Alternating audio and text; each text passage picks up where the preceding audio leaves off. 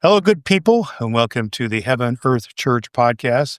This is the podcast about a church that is looking to make a lasting impact in our community. And our guest today is Emily Holverson. She is the executive pastor of HeavenEarth Church. And we'll talk more about what that's all about here in just a moment. But we want to find out more about you personally. Emily, welcome to our conversation here today. Thanks, Brad. It's so nice to be with you. Absolutely. Well, Emily, why don't you let's just kind of start here. The church is located in Whiteland, Indiana, but tell us about where you come from. What's hometown for you? And then maybe a little bit about what home life was like for you. Sure. Yeah. So I am not a native Hoosier. I grew up in Illinois, so close, but not here. So I grew up in Batavia, Illinois, which is a suburb of Chicago. It's a western suburb. Um, and that area is actually where my dad's family is originally from. So we have some family history there. But grew up, really like my whole growing up was all in Batavia, all in one place. I lived in two different houses, but all in Batavia. And then after I went to college, I've now lived in a total of 4 different states. So my kids have a little different experience than I did, where I was in the same town, and they've been in more than that. Yeah. But but I grew up in a Christian home. Have a long faith tradition in my family on both sides of my family. And so I grew up going to church. I grew up singing all kinds of hymns and different songs. I grew up going to Sunday school and just really my parents spent some time in youth ministry. My dad was a teacher and my mom was a banker, but she stayed home and did home daycare when we were younger. And so faith was always just a big part of our family and our lives. And we went through to a few different churches as I was growing up. One of them is now a fairly large kind of mega church in that area. But when I was in middle school, we wound up back at the church my dad had grown up in, which was a Free Methodist church. And that's a very small church comparatively. But going back there, we really connected with people in a different way. And it kind of, I would say that season of my life kind of really started my walk with the Lord in a different way. Well, go a little deeper with that. Tell us about how that was a part of forming your faith, but maybe some kind of pivotal moment when faith became really real to you and you knew that, okay, this is going to be an important part of how I really just live life, even career-wise or things like that. Tell me a little bit about your coming to faith story. Yeah. So when I was about 14, I kind of had a season where I would say it was the antithesis. Well, it wasn't the antithesis of my faith story because it was a pivotal part, but it was the first time I really realized that my faith was my parents' faith and it wasn't my own faith. And I kind of decided I can be a little bit stubborn sometimes, and I decided I wasn't going to sing any songs if I didn't mean them. If I couldn't sing them and really mean them, I didn't want to sing them. And so that was kind of my journey in church for a little while. And then the summer after my freshman year in high school, I had the opportunity to do a mission trip that I don't exactly remember how I got on the mission trip. I just remember going that I was going to go. And so we did some work in Rochester, New York. We worked with an inner city church there and just worked with a lot of different kids. We did a vacation Bible school and did kind of a puppet ministry kind of thing. And it was actually like there was a little girl there who kind of stuck with me all week. And she came from she had a really rough background and story. And she, at the end of the week, like she said she wanted to know the Lord and she came to know the Lord. And I, in that moment, had this experience with the Lord where I felt like the Lord said to me, like, if she can believe in me, why can't you?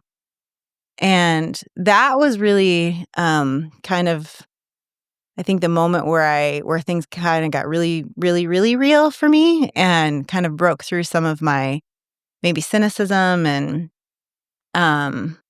just my need to have everything answered, maybe. So again, kind of a journey, a process that kind of evolved over time. Sure. Yeah. Yeah. I mean, when I would like in Yeah, for sure. And when my very first memory of praying, I was 5 and I was sitting at the kitchen table with my parents and I was talking to Jesus. And so I grew up very much appreciating faith in Jesus, and I loved the community and I loved being part of all of that. But as I kind of got into my teenage years, that was when I really kind of owned it, and it meant different things to me. And kind of directly after that trip, I went on a marine biology trip because that had been my plan. I was going to be a marine biologist. And so having those two experiences back to back, the mission trip and then the marine biology trip, we just, again, really felt the Lord was kind of calling me into a different path. And So that path led you into your education, and eventually you made a connection with your husband, Adam. And so I know we're kind of skipping ahead a little bit here in your story, but tell me about some maybe pivotal moments in those parts of your journey, whether it be educationally or career-wise or getting together with your husband, any long those things along the line were kind of pivotal kind of in your faith story. Yeah, so I decided I was gonna go to Greenville College, which, is now Greenville University, but to study ministry. So that was really the shift in me. I had been planning to go into the sciences, and I shifted to going into ministry. And so the program there, and that's where I met my husband. Um, while I was at school, I really had a sense of a call into missions and really have always had since I've really had a heart for the Middle East for a really long time. And so there was a day that I was praying just over that. And long story short was that was kind of pivotal to my husband and I getting together in college. But we started dating in college, and then both really felt called into the ministry. And so we've spent the last 20 plus years kind of working out what that looks like to do ministry and to have a family and do those things together and honor both calls. So I'm just curious, as you said you had this particular call in the Middle East, have you been able to travel to the Middle East? Yeah. So my husband spent a semester in Egypt when he was in college. And then when it was 2005, it was actually right at the time that the tsunami hit India, because I remember we didn't know about the tsunami. We didn't hear about it because we were traveling right at that time. And so we found out a few days after it had happened. But we were in Egypt, and so we were there for 2 weeks on what we called a vision trip. So we were really kind of praying over, are we supposed to come here, now? And really felt like what the Lord kind of spoke to us in that trip was, not right now. And so which was kind of surprising. We're like, okay. So we kind of came back home, and I was youth pastoring at a church. And we stayed at the church and kind of walked that journey for a little while. And then a few years after that, kind of started down a church planting road. And so we moved to Wisconsin, and we were there for 10 years doing church planting work. And then Were you planting a church as a couple, kind of co-pastors or something like this? Okay, all right. Yep. And then we wound up moving to Michigan to do some work with some Middle Eastern populations in Michigan. Okay, very good. Well, what eventually led you then to land in Whiteland, Indiana, and to eventually get connected with HeavenEarth Church? What got you here in the first? Yeah, so when we kind of discerned that our season in Michigan was coming to an end, we were looking for what was next. And my husband we had a connection just through some different ministry channels um, with a gentleman down here, and he offered my husband a job, and so he took it, and we moved. So that's the short story. Yeah, because you and he were both involved with ministry situations. And just to backtrack a little bit, it's my understanding that there was some experiences in that were a little bit tough. Is that right? In those Oh, ministry absolutely. experiences that maybe kind of um, put some perspective on ministry for you that you came to this community with, right? Yeah. So we were, in one way or another, we've been in ministry both of us since we were in high school, which is a little while ago now. So 20 plus years. And kind of through that, and we both held different positions at conference level, and so from local church levels to conference levels, and involved in some national things with our denomination, and so we've seen ministry like on lots of different sides from lots of different angles. And so when we leaving Michigan um, was very difficult and happened in some ways that um, just made us kind of rethink the organizational part of church. And Did you find yourself a little bit guarded, a little bit hurt? oh, absolutely. Yeah. Yeah, it was an incredibly difficult season leaving. There's a lot of confusion, there's a lot of frustration, there's a lot of hurt, there's a lot of my mom heart felt very much like my family had been hurt Right. by individuals who were in charge of things. And so we really By decided we mom were hearts, you mean people actually hurting your own children or hurting other people? Or go there a little bit with me for a minute. What do you mean by sure. mom heart? Yeah, well, that's a good question. I would say both ways. So I very much saw interactions that hurt the local church.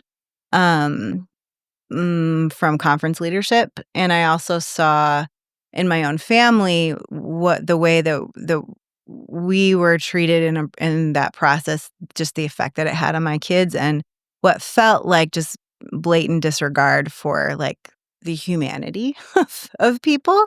And that all felt very contrary to leading in a way that Jesus leads Mm. to me. And so I'd say it's pretty fair to say we were pretty jaded Right. So coming out of that. out of that experience, you come to Johnson County, Indiana, Mhm. the Greenwood, Whiteland area. So it seems to me, from what I'm picking up on here, Emily, that really ministry wasn't really the focus when you came here, or was it? It You know, was not. so that wasn't really in your When mindset at that time. when we left, what we decided is that I was gonna go to grad school and I was gonna do a degree in organizational leadership. So I was starting a degree, and we were gonna take a break from ministry and all of the different ways that means. So, and from the organization. And so we took a leave of absence. That was how the designation was with our denomination. And so we took a leave of absence, and I started school at Gonzaga. And Adam, my husband, he started this job. And part of coming here was we thought we were actually going to be involved with another church that's part of our denomination um, when we moved down here. And it's a wonderful church doing really great things. But just as we were here and kind of got settled, just realized that the healing that we needed to do, the hurt that we had was pretty deep. And the healing that we needed to do, we needed to be a little farther away.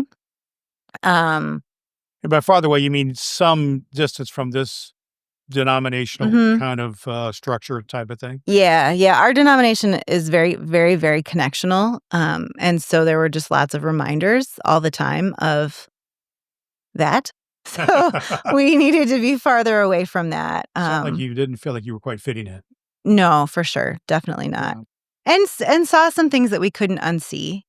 That really just kind of it just made us reconsider a lot of Yeah. things. When you see Yeah. things like that, they impact you and cause you pain and grief and loss, and and your whatever your higher vision was has Mhm. been diminished a bit. So tell us a little bit. So you moved to Johnson County, I don't know, 2, 3 years ago. I forget. Yeah, we moved here in the fall of it was August. Well, it was split because my husband and the girls moved down first. I have 3 kids. And we knew we needed to be in the Indy area, but we didn't know where. And we had from the time my husband accepted the job until when school started down here, it was 2 to 3 weeks depending on which school district. So you had to hustle. We had to move really fast, and um yeah, we had to move really fast. And actually we live in Greenwood, and we picked Greenwood really just because my oldest is really into both of my girls are now, but my oldest at the time really wanted to go someplace that offered FIRST robotics. And my second oldest, she really wanted to go someplace that had an orchestra. So that landed us in Center Grove because they started a week later than Perry.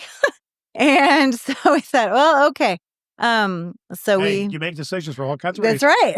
So that's where we landed. And yeah. And so then they came down here and started school. And we kind of over the next month where it was a kind of progressive move when my son and I joined. So what I want to get at, you didn't move to Indiana from Michigan to somehow get connected with HeavenEarth Church. Absolutely This not. wasn't on your radar at all. Not at all. That type of thing. So tell me how HeavenEarth Church did get on your radar. How did you have an awareness of it in the first place and end up even checking it out? Yeah. So I like to say we were casually dating a different church. We did that for a little while in Indianapolis. And after about 6 months, that was actually our first, after we decided we weren't going to be part of the church that we came down and thought we'd be a part of, we spent just a lot of time kind of looking and trying to figure out that piece of our journey. And so we kind of went casually dated this other church for a while and kind of just decided there were some things that we just decided it wasn't the place where we needed to be. But it did kind of open the door again to like being involved in church. And so then anyways, fast forward about another 6 months and I was looking for volunteer opportunities in Johnson County and actually came across Resources of Hope on some list. And so I was looking at what it was. And through that process, then found HeavenEarth Church and saw Ross's blog and saw some of the videos he did and talking with upstream prevention and just different things like that about the work in the community and kind of their beliefs. And so it seems like the partnership having to do with community-oriented organizations was attractive to you. It kind of scratched an itch for you, going back to a little bit of your socially awareness things with even Middle East and things like that. Is that a fair thing to say? Yeah, absolutely. Yeah, it definitely was. We saw in HeavenEarth a place that had similar theology to kind of where we came from. Being a female pastor, that kind of already narrows the field for churches. Not that everybody has to agree with everything, but it just already kind of limits your pool. And so there was theology here that matched ours, but also so there was like biblical theology, but then it was also practical theology and how the church was walking that out and how we saw them partnering with groups and making impact in the community. And so, yeah, we absolutely wanted to. So tell me about the first time you came to a worship experience, a conversation, as we like to say around HeavenEarth Church. Tell me about your experience kind of as a church person, a church professional who had been a little hurt and jaded about coming into that experience. What were you looking for? What was your antenna up about on that first time? And just tell me a little bit about that experience, first time you came. Yeah, I was extremely guarded. I did not bring my children with me. And we came in and sat in the back and just paid attention to a lot of different things. And one of the things that struck me right away was, so again, I was in a organizational leadership program. So I'd spent about a year and a half at that point really studying like leadership and intentionality and all kinds of things around that. And so one of the things I noticed right away was ways that Ross intentionally acted that like reduced a power differential. So one thing that can happen with professional clergy is there can sometimes be a distancing between clergy and non-clergy people in a church, and kind of almost like a hierarchy can develop. And I sensed like none of that here, which was actually really comforting to me and stood out to me a lot. And so, and there were things actually about that day I remember that kind of reminded us of the church that we had planted in Wisconsin when we were there. So there was kind of almost a sense of familiarity that way. And it was, but beyond that, I mean, it was friendly, and people turned around and said hello to us right away, and but also kind of like gave us space. It wasn't like overwhelming, but it was definitely welcoming. And there was a lot of, it felt like, um, space to just be present and experience. And then we kind of hung around afterwards. I remember I don't think we said anything in the conversation that day. I don't think. Maybe we did. I don't think so. But that struck me, just even that it was a conversation, and that it actually was a conversation. And we stuck around afterwards and spoke with Ashley. We were talking to her for, I think we were reading something on the back wall. I don't remember what it was, but um and so she came over and started talking to us, and we talked to her, and she's like, "You might want to talk to Ross. Like, let me introduce you." And so we met Ross and talked to him for a while, and then we've been here ever since. Yeah. So So it sounded like that first experience, and your husband Adam was with you, I presume, that you and he both, but I'm just particularly talking to you, were checking it out on several levels. There was kind of a personal, spiritual level. There was a kind of an emotional level, interpersonal with other people. There was kind of a bit of the kind of academic kind of a thing. You were kind of checking it organizationally, see how it's working organizationally, and then theological as well as this, I'll just call it the it factor, kind of the warmth factor that I think a lot of people are looking for. Am I accurate at all in kind of how you saw what this was going on here? Yeah, absolutely. I think all of those antenna were up. Yeah. hmm So then you ended up having a conversation with Ross. You met him that day. Yeah. So tell me about how that conversation with Ross, when you were able to have either one-on-one or you and your husband and he together to have a conversation. Tell me about that.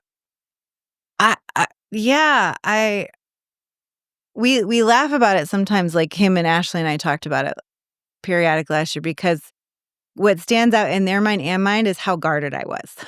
So, um, but I think what struck me was just like the honesty and the authenticity. Like, there's something very, very authentic about Heaven Earth, where it's not pretentious, and it's not a show, and um it's not trying to be the next big thing. Like, there's a real authentic, like, man, we're on this journey together, and we really do believe in Jesus, and we really do believe in the Holy Spirit.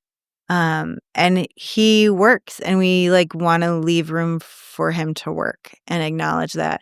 Um, and then, but then, so we kept coming back. I think because of that, but also there's something about, um, I want to say it's in the DNA, but I don't know if that's the right metaphor, but there's something about Heaven Earth being here that allowed us to heal. So, like, sometimes I say we had done a level of healing on our own, like our family had, but it allowed us to heal in community, which allowed our healing to kind of go on another level. So we're going to talk in a minute here about your role now as executive pastor, but let's just kind of go a little deeper in what you're talking about right here. Yeah. Now, even if you weren't on staff here, would you still be going to church here, and basically what keeps you here? Yeah, absolutely. Absolutely, I would. Um, Heaven Earth, I say this all the time, but Heaven Earth has really good soil. And so what I mean by that is that there is a lot of things that are done very, very intentionally here. From, the way things are set up in the sanctuary, to the partnerships that are pursued, to the language that's chosen, to not that every word is like pre-planned. That's not what I mean, but just like in terms of how we talk about things, it's very intentional, and all of that work. We came in. I think the church had been in existence for like 5 years already, but we could see like the cultivation of all of that soil, and it was really fertile ground for healing and for growth and for life, really. Like, and so I think there's something about being authentic with your own story. And sometimes when you're in leadership, at least we were kind of brought up in leadership where you're not really allowed to fail as a leader. You're not really allowed to hurt as a leader. You're supposed to kind of toe a line, and that can right. And our not that our intention was ever to be inauthentic, and I don't know that but there's something about that pressure um, that when it's removed and you're kind of allowed to just be a human, um, Yeah. that's a good thing. So you would stay here. And so that kind of leads me, one of my key questions I'm looking to understand from people who connect with HeavenEarth Church is what Yeah. makes you here in the first place, what keeps you here. And so that's kind of where we're there. But Yeah. you've gone to a different level. You've not only came, saw something, saw you liked it, decided to stay, Mm-hmm. but the process evolved where you became one of the pastors here, the executive pastor. So tell me how that situation played out, because it happened relatively, I forget exactly, you started in It was about a a year. year or so after you started coming here, you Mhm. joined the staff here. So tell me how that part of things evolved. Sure. I told Ross no first. He asked me and so we started in January. He asked me in May if I would be interested in doing some work for the church, and I told him no. Um and um then in August, a few months later, so I had just finished my degree um and was at a little different place, and actually, I was driving down 31 one day, and I was at 31 and Whiteland Road, and I, looked over and I saw, because you can see the church from that intersection, and I just was thinking, like, "Man, I really love that church." Like, I just really love our church. And it was probably the first moment of, like, maybe I could be a little more involved, like, was where that first, I don't know, that seed, whatever, started to grow. And so then I kinda said to Ross in August, I was like, "Hey, you remember when you asked me that question about, like, coming to work here?" I was like, "Are you still interested in that?" And he's like, "Yeah, yeah, I would be. Like, let's talk more." And then it was and then I didn't start until December, so it was a little bit of a process of that all, um moving. But yeah, I decided to come on staff really because I don't know that I could work for another church right now. Well, not right now, because right now I'm working here. So I've decided to work for another church. Yeah. Um, but again, like, there's something about this place that's just it's just, I just come back to, it's good soil. And so it's soil that I feel like I want to be a part of, and I want to work in. And yeah, Because want to be a part of it is slightly different than being one of the pastors. It it means that you is. have invested, you're invested in this church, not Sure. only kind of a spiritually and mission wise, but Yeah. you've invested into it in part of your life, Hmm. your professional life, as it were. I know so tell us a bit what it means. So first of all, what in the world is an executive pastor, and what do you do? Yeah, it's a great question. Basically, I make things run. That's pretty much what I do. Um, so it's executive in that sense. Like, so I do a lot of mm, really a lot of kind of organizational development work. Like, that's a piece of the work that I do. That's more the executive part of my job is, what are the systems that we have in place? So when things grow, um, there comes a point where you go, what was working here at the, when we were this size, it's not, we're going to have to, like, how do we scale that? And I mean that in a really healthy, like, natural way. Like, a tree has to get bigger roots if it's going to grow bigger. It can't just have its little root system. Its roots have to grow too. And so there was a connection with my degree that I saw on that level. Um my church answers, I think there was definitely a lot of work that, like, the Lord had to do on my heart to make me willing. I don't want to even say that because I don't think he made me willing. But I very much felt like I had a choice. And there was a choice before me, and I felt like it could be a good choice, and one that the Lord was leading me to, not that I had to say yes. Um but I saw an opportunity where I could use my gifts in those ways to help the church, and so that's what I've been trying to do. So, and it really, when I was hired, my job has really kind of morphed and shifted over the last year as it's developed and kind of things have crystallized a little more and exactly what that means. So, all that to say, I do a lot of that, like system building, and I work with a board, and um, So you have a fair amount of behind the scenes thing from what somebody might, if when somebody comes to a yeah, Sunday morning worship conversation, they're more likely to see you at a music hmm level, or I know you also do writing and you do some other things of hmm this nature. Tell us how yep, these three areas of your life and the work kind of intersect to maybe be helpful to people. The music, the writing, hmm the leadership development. Tell me about how all that comes together. If that person is coming into to church, how that might be helpful to them. that's a great question.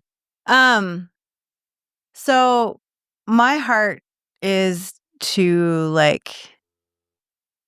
um, mm, I mm,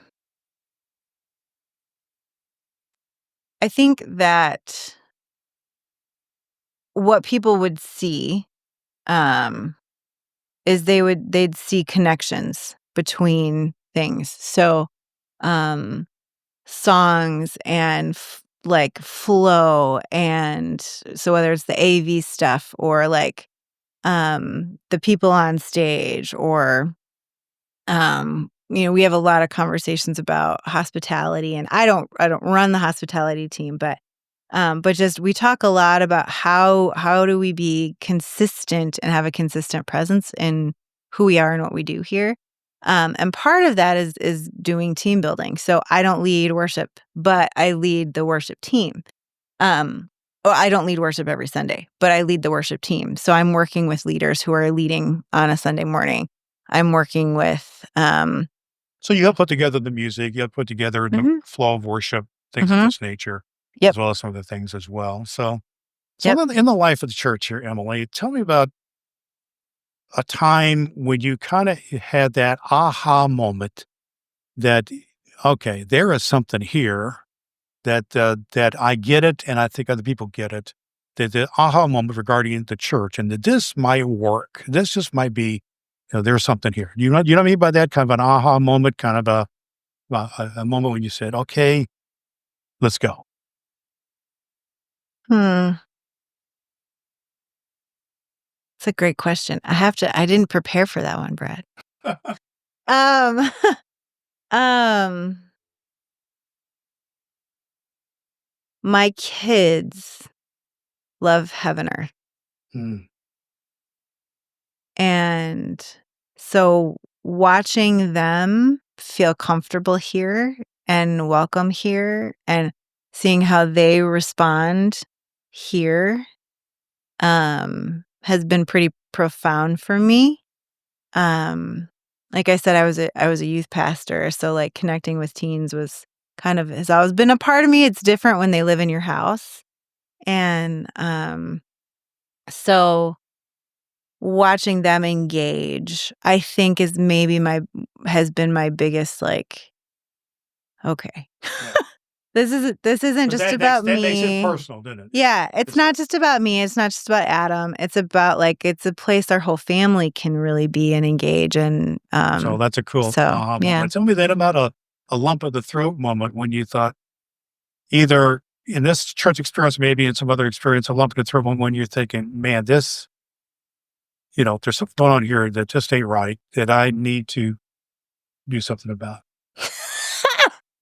Um, I don't think I can say that. No. Um, I don't here's what I'm gonna say. Um, I don't so, I can think of a couple times where I was like, "Whew, what just happened?" But what I actually wanna say more is that I think what I saw, even in just, Ross and Ashley, I know the work and the commitment that it takes to do ministry work. And I know the toll that it takes. And so I think there definitely were times where I saw just that. I saw the toll, and I kind of thought like, I think there's ways, and I actually we started being involved with the music. That was the first way that we started being involved. Because when you lead worship every Sunday, it's just it's tiring. Like, it's beautiful and it's life-giving, but it's also work. And yeah, and so that was kind of the first way that I remember, and I filled out our questionnaire on on the website. But again, I told you I was really guarded, so, like, I didn't put in all the information. I left lots of spots blank. You mean you didn't put in the right away, music leader or whatever? Well, what I did put in is I put it in kinda differently. I said something about, like, "The piano and the djembe have been my companions in worship for many years," or something like that. Like, I kinda, like, stuck it in there, yeah, but that was really, like, the first way we got involved. And then there was actually for the harvest gathering, nope, it was So Summer Sunday, I think. Well, it was one of them. One or the others. We just asked Ross, we were like, "Hey, would you like some help with music on this Sunday?" And so that was kinda how it started. Yeah.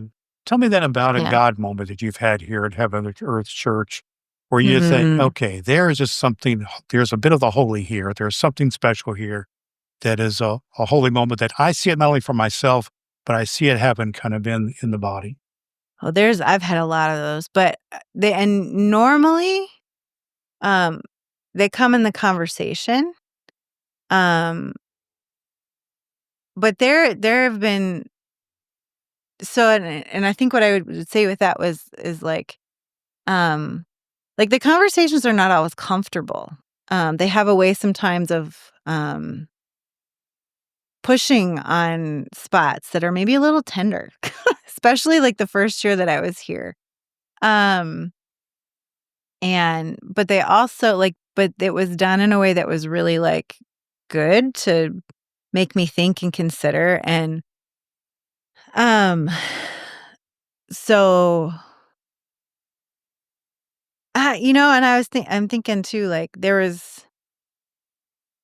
I think about, a day that Ross came out with a cardboard side and wrote, homeless on it and talked about homelessness. I think about the day that he baked bread during the service, and like, we ate, that was the bread we used for communion, but there was an experiential nature to that. I think about things that I thought about in terms of the Lord really being like, "Are you paying attention to that one? Because you probably should."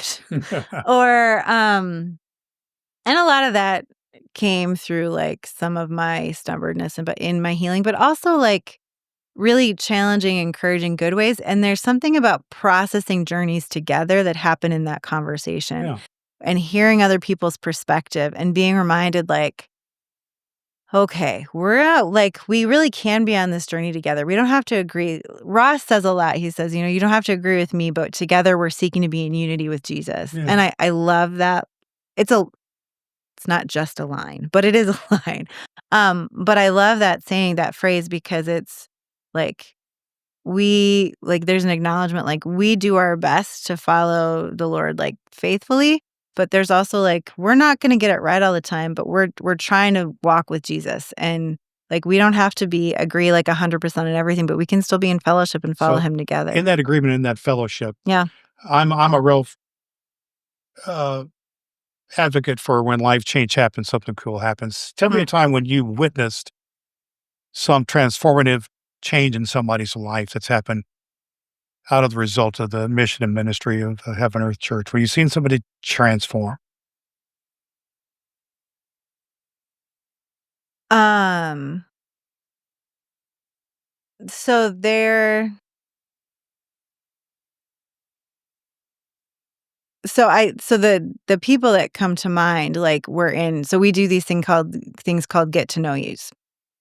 And so we go and we have lunch, after church. And the very first one that we went to, so we'd only been at the church about a month. Like, there was a group of us there who, most of us are still here. I think all but maybe, and in some ways he's still kind of here. But really, like, we're all still part of the church, everybody that was part of that group. And what has been cool to see is the different ways and at different points, the transformations that have happened in each of those people. Um, and some of them, um, some of them it just a lot, but a lot of it comes down to like different ways, like people are have come alive. Yeah. Cool.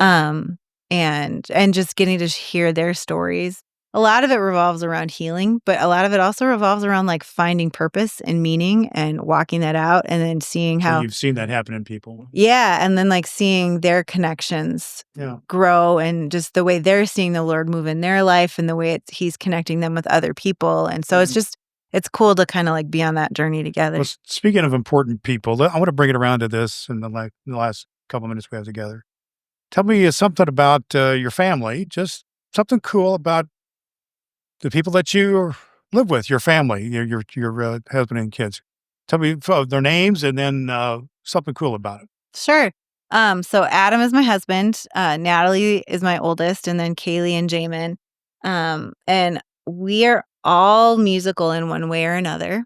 Um, so that's one thing sort of about just our family. It's kind of a big part of our family.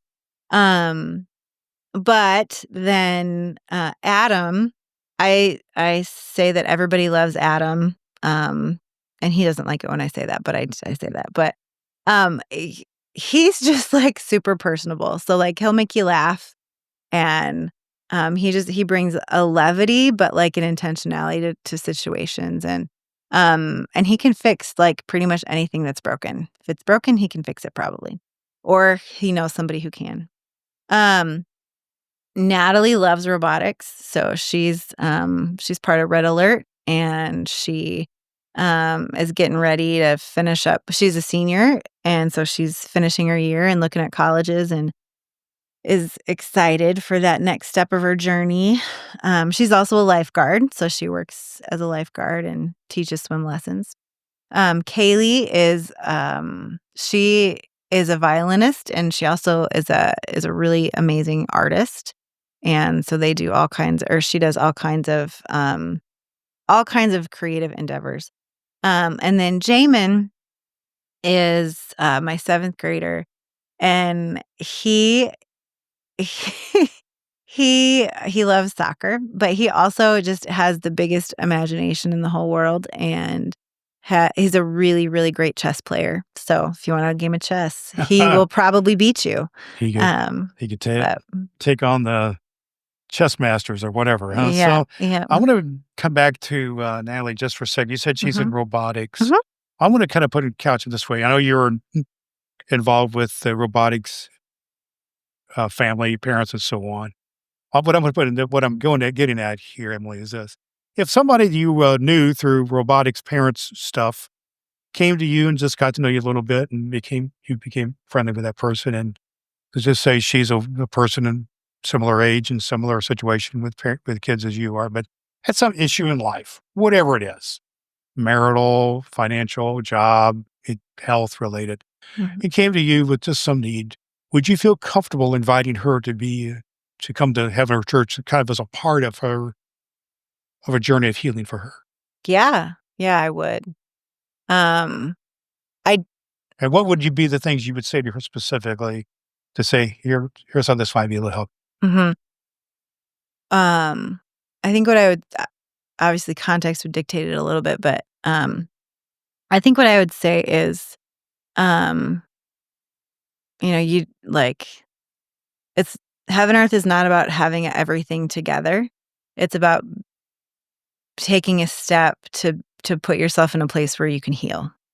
And that um yeah, like um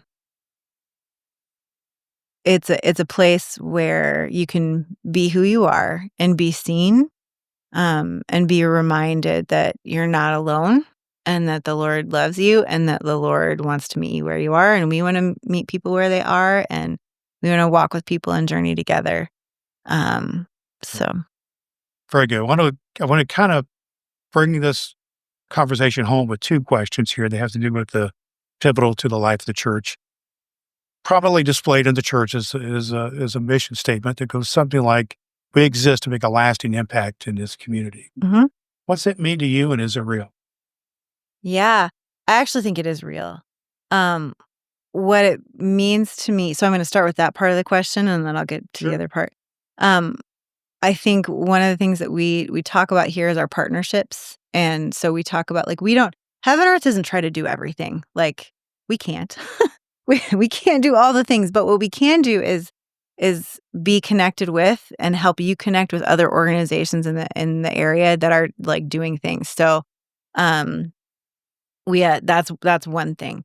But the other thing is part of that partnerships is being a place that people trust. So there's an element of being, like if we say, we want to meet people where they are we doing that? So we ask those kinds of questions all the time. Like, how are we living into our mission statement? Like, it doesn't just sit on our banner. Like, we talk about it all the time. Um, how are we living into our values? Are we missing? Like, where are we missing?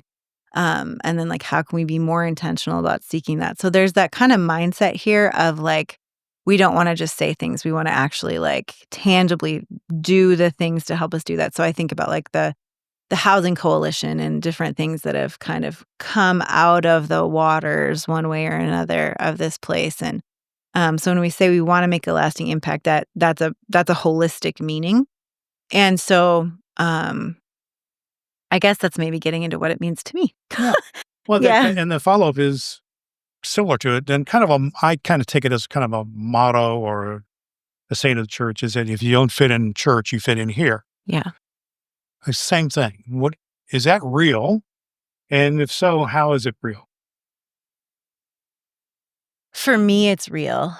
Um, and I think that's the heart that's here. I think there's a lot of people here who've been hurt by church. I think there's a lot of people here who, for various reasons, feel like they didn't fit well in church. Sometimes that's an intellectual level. So sometimes I ask a lot of questions and my questions weren't welcomed in church. Well, you can ask your questions here. Sometimes it's a emotional level. Like, I was in deep grief and I was told to get over it and just move on and that's what having faith looked like. It's not what you're going to find here.